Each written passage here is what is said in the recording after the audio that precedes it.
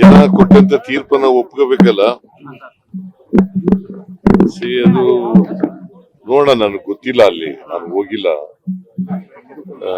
ಯಾಕೆ ಹಿನ್ನಡೆ ಆಗಿದೆ ಏನು ಅಂತ ಗೊತ್ತಿಲ್ಲ, ಯಾರು ವೋಟ್ ಹಾಕಿಲ್ಲ ಏನು, ಯಾಕೆ NDA ಇಷ್ಟೊಂದು ದೊಡ್ಡ ಬಹುಮತದಲ್ಲಿ ಗೆದ್ದಿದೆ ಅನ್ನೋದು ಗೊತ್ತಿಲ್ಲ. ನಾನು ಬಂದು ಕೇಳ್ತೀನಿ, ತಿಳ್ಕೊಂಡು ಮಾಹಿತಿ ತಗೊಂಡು. ಸಾಕಷ್ಟು ನಿರೀಕ್ಷೆ ಇತ್ತಲ್ವಾ ಸರ್ ಬಿಹಾರ ಈ ಬಾರಿ ಚುನಾವಣೆ? ಸಾಕಷ್ಟು ನಿರೀಕ್ಷೆ ಇತ್ತು ಬಿಹಾರ ಚುನಾವಣೆ.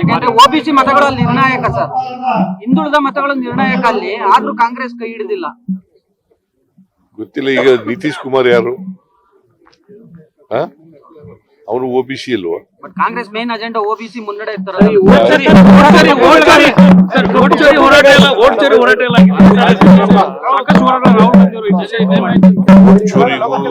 ಇಲ್ಲೂ ಚೋರಿ ಮಾಡಿದಾರಲ್ಲ. ಈಗ ರೈತರು ಮುದೋಳ್ನವ್ರು ಮಾತ್ರ, ಬೇರೆ ಎಲ್ಲ ರೈತರು ಕೂಡ ಒಪ್ಕೊಂಡಿದ್ದಾರೆ. 3,300 ರೂಪಾಯಿ ಕಬ್ಬನ್ ರೇಟ್ ತಗೊಳ್ಳಿಕ್ಕೆ ಒಪ್ಕೊಂಡಿದ್ದಾರೆ. ಮುದೋಳ್ನವ್ರು ಮಾತ್ರ ಒಪ್ಪಿಲ್ಲ. ಅವ್ರ ಜೊತೆಲೂ ಕೂಡ ಮಾತುಕತೆ ನಡೀತಾ ಇದೆ.